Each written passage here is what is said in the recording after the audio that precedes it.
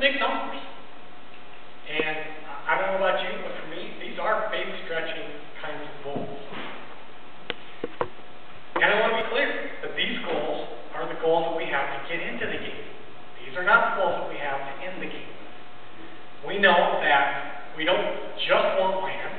We want to get into a building. We want to get into a ministry base. We want to get there as quickly as we can. So, all that means that we're probably, likely, may well have to bite these off in chunks.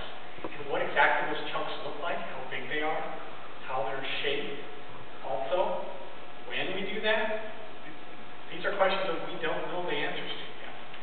Right?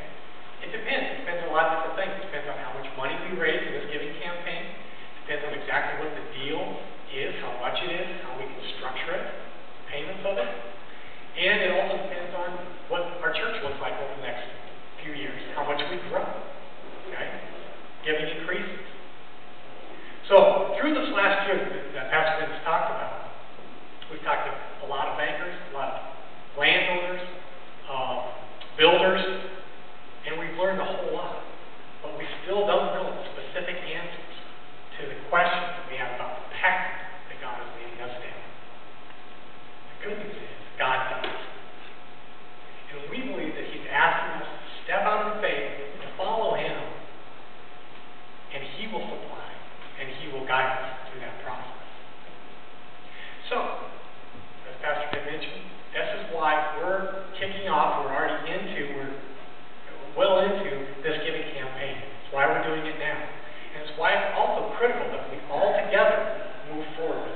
We have unity and we move together. Everyone is involved, everyone participates. It's critical. So last week, I hope most of you were able to attend Zerd Fellowship. The one I went to was fantastic. I got to reconnect with some people that I had been in the small group with previously. I had a chance to get to know some people that previously were just acquaintances, and I actually got to meet someone brand new for the first time. It was a great time. So I hope you all got to do that. Now, at those meetings, we passed out information packets. So if you don't have an information packet, I want you to get one. There's extra ones out at the table back there, so on your way out, grab one. There's a lot of good information in it. And if you had an information packet, you took it home and you put it on the shelf, I want you to go home, take it off the shelf, empty it out, look through it, read through it. There's a lot of information in there that you need to know. Please do that. Now, next Sunday evening is going to be a great night. It's our all-church banquet called Plan Play Dinner. Okay? It's going to be at Fox Hollow Golf Course. And if you have not sent in your RSVP, I want you to go out again. Another instruction out there. Out there at a table, you'll find Jennifer Marion or someone out there. I think Jennifer is still there. I want you to find her, and I want you to talk to her about whether or not you're going to be able to come. Even if you can't come, we want you to go and let her know so that we know as close as possible how many people we're going to have. We want to make sure we order enough food. We for sure want to make sure, we just want to make sure we have enough food. So, make sure you let us know what that is. Hope you can come to that. And finally, we're going to have this very cool event on Saturday morning. It's this next week. It's Giving Opportunities and Ideas Workshop. It's Saturday at 9 at the Hampton Inn in Rogers. And there, if you have any questions about the campaign, if you have any questions about the giving goals I just described, if you have questions about how it is, what it is that you need to think about, pray about as you're trying to figure out what is your part in this campaign, anything that you have is a great place for you to come and ask questions.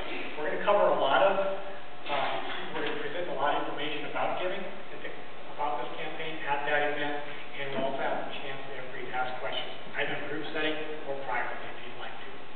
So, please come. There's information out at the table on that event. Thank you. And I believe that a financial planner will be there as well, just to help out. And also, I would just encourage you, if you are not doing the Planting the Flag devotional, do it. Saturdays and today's devotionals were exceptional. And I just really want to encourage you to use that. Let God prepare your heart. And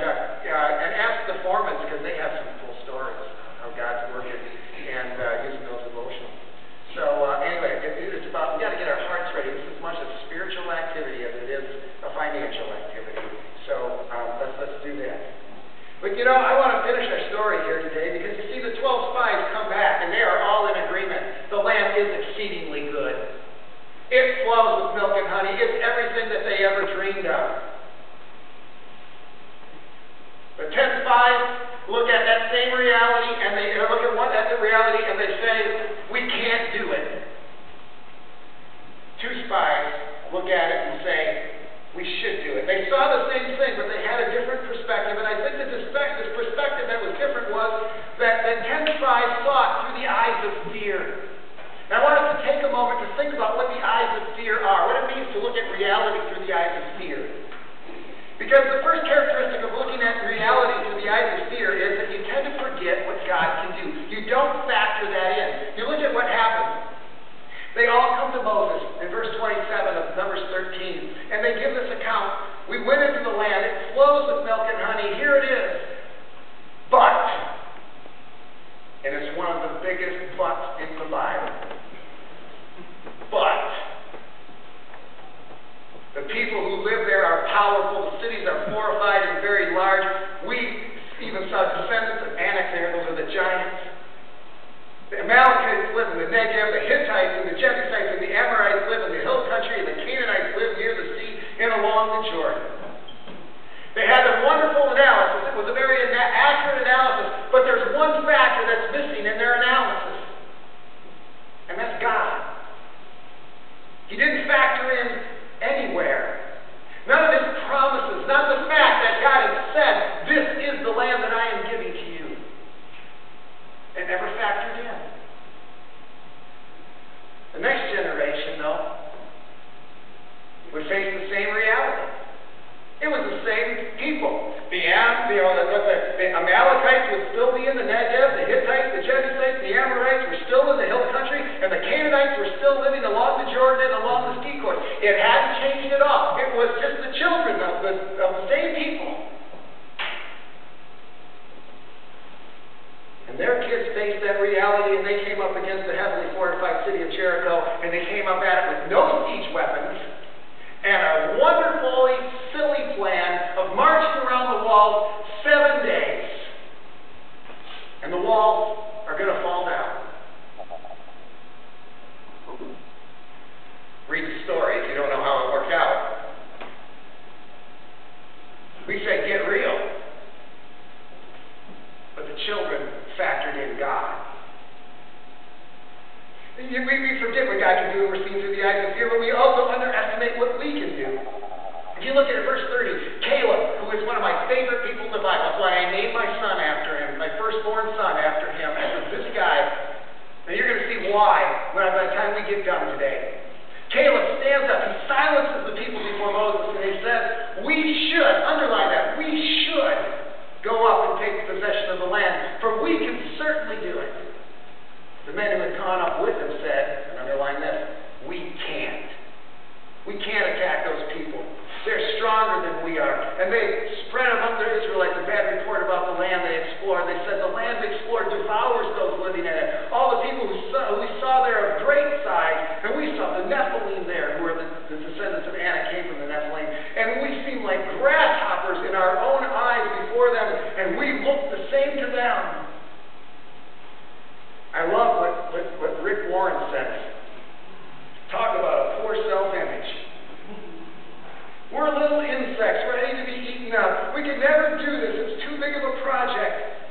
After 400 years of being conditioned as slaves, they still saw themselves as slaves, and they not only underestimated what God could do, they underestimated what they could do. And I love the story when Joshua sends 2 sons. Notice how Joshua, when he came back a generation later, didn't send 12. He only sent 2. And he sends 2 spies into the land, and they're at Rahab's house. And what does Rahab say to them? Rahab says, we've been watching you guys for 40 years, and we have been melting in fear, wondering when you're going to finally attack. We heard how God parted the Red Sea for you.